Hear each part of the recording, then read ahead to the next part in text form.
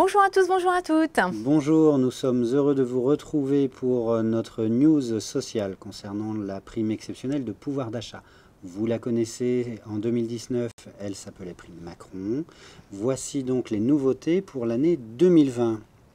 En effet, la prime Macron version 2020, il y a quelques petites nouveautés.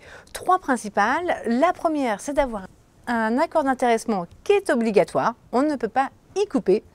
La date butoir du versement de cette prime a été prolongée au 30 juin 2020 et les conditions de versement légèrement assouplies.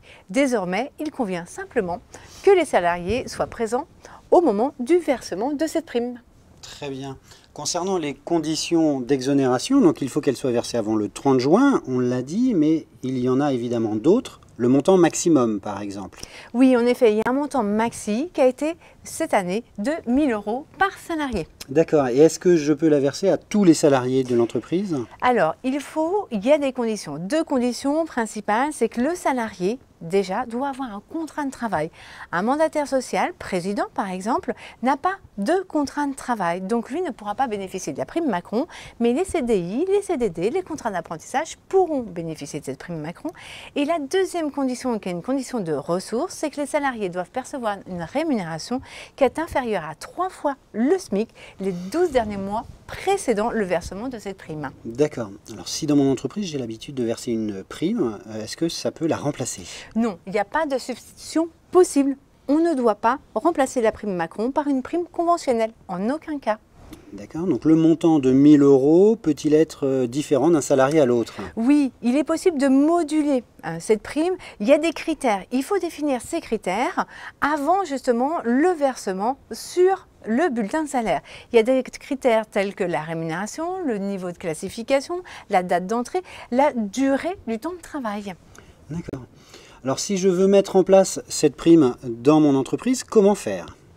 Il y a une véritable lourdeur administrative avec cette prime Macron, cette version 2020.